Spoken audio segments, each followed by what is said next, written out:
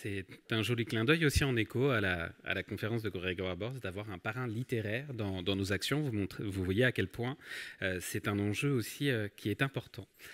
On va pouvoir, avec un tout petit peu de retard, mais c'est le principe quand on est en bonne compagnie, avancer dans cette cérémonie de remise des prix. Mais pour avoir des lauréats, il faut un jury. J'invite effectivement Catherine Lefebvre-Meyer, qui est responsable pédagogique et présidente du jury.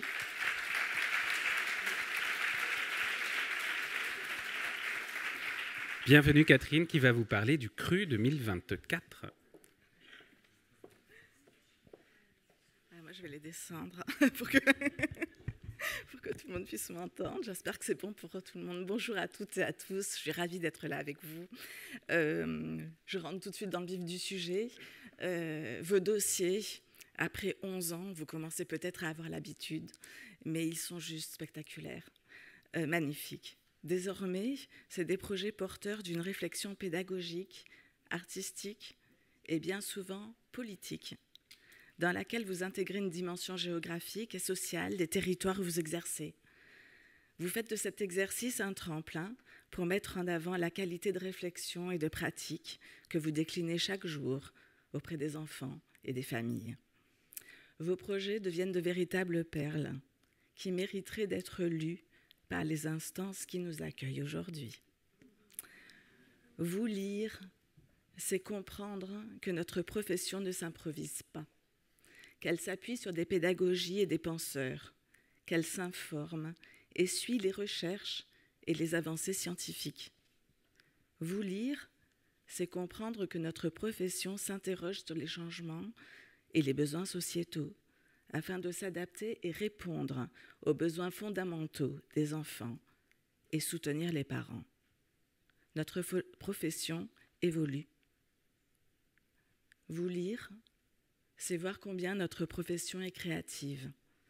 Créative sur un versant artistique, poétique et sensible, certes, mais aussi et avant tout une profession créative car initiatrice de solutions. La qualité des projets est belle dans leur pertinence et leur sens pour le développement de l'enfant, avec une réelle considération et attention pour l'importance de l'environnement et donc de la place des familles et des parents. Ces projets, vos projets, rendent honneur à toute la profession de l'accueil du jeune enfant. La thématique « Viens, je t'emmène », se laisser guider par l'enfant vous a inspiré. Soit l'enfant, sans lui, il n'y a pas de parent. C'est lorsque l'enfant paraît que le parent commence à exister. C'est l'enfant qui octroie cette place nouvelle, ce rôle parental qui donne mission et devoir. C'est en côtoyant le bébé, l'enfant, c'est en évoluant à ses côtés, en vivant avec lui, que nous devenons parents. Le parent d'un enfant de 4 mois n'a lui-même ce rôle que depuis 4 mois. Il débute dans sa vie expérience de la parentalité. Le parent est un être en devenir, en évolution, qui tâtonne, questionne et cherche parfois réassurance. Ne l'oublions pas. Cela permettra d'accompagner la parentalité avec empathie, respect et générosité. De même, c'est l'enfant qui fait de nous, de vous, des professionnels de la petite enfance. Si les études sont primordiales, elles n'offrent pas le statut de professionnel qui, lui, ne s'acquiert qu'au contact quotidien de l'enfant, des enfants. C'est cette expérience vécue, répétée, qui nous façonne et transforme, nous emmène vers ce statut de professionnel de la petite enfance. L'enfant nous amène à vivre des situations, des émotions, des élans inconnus jusqu'alors. Il nous questionne, nous pousse dans des retranchements, nous incite à nous documenter et à apprendre aussi. Ainsi, dès le début, il nous emmène. Il ne nous guide pas. Emmener, être emmené, c'est se sentir en confiance, en sécurité, et ainsi pouvoir se montrer curieux, réactif, habile. Venez, acceptez que je vous emmène dans l'activité de la barbotine et par les mots de Daniel de Montmoulin. Il s'agit d'un jeu dont la donne comporte en tout et pour tout un tablier et un grand plateau noir et un seau de barbotine blanche. Une expérience de jeu où le rôle de l'accompagnant sera essentiellement de poser les bonnes questions. Car la tentation de dire ce qu'il faut faire et comment le faire peut réapparaître lorsque le joueur semble quelque peu perdu. Véronique a 5 ans.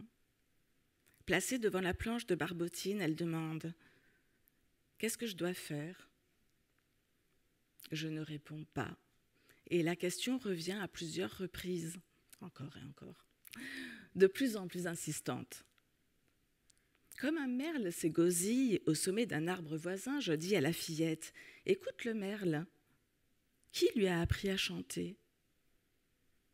Alors Véronique « Mais moi aussi je peux chanter. » Je la félicite et j'ajoute « Mais pour chanter, tu n'as pas besoin d'un tablier, ni d'une planche, ni d'un seau de barbotine. » Après un long silence, « Est-ce que je peux faire un dessin ? Si tu en as envie, tu n'as pas à demander la permission. » Un long silence encore.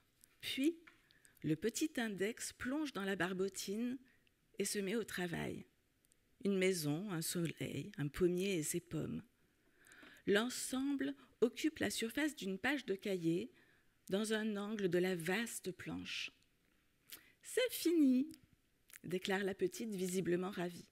« Bravo, c'est une belle image. Et maintenant, je voudrais savoir combien de doigts as-tu dans la main ?»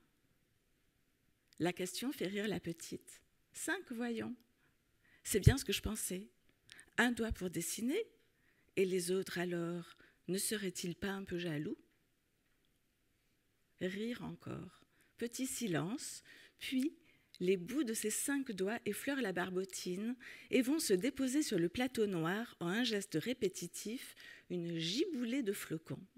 Je demande alors, « Tu n'as que des doigts dans ta main ? » « Il y a encore ça. »« C'est quoi ça ? » ?»« La paume. »« Et combien tu as de paumes ? » Le geste répond à la question.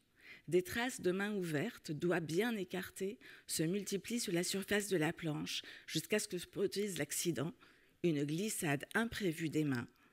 Comme prise en faute, Véronique me regarde consternée. « Tu t'es fait mal ? » ?»« Mais non !» Et je ris en posant ma dernière question. « T'es-tu déjà lugé dans un champ de neige ?» La thématique de cette année parlait de confiance, de relations qui évoluent et fait grandir réciproquement. Empruntant les mots de Sophie Marinopoulos pour conclure le jeu, je dirais « J'ai toujours le sentiment que les enfants me disent « Viens », comme s'ils avaient, malgré leur âge, 3 foulées d'avance. Alors, laissons-nous porter par l'incroyable onde de leur croissance et suivons-les. Place au prix.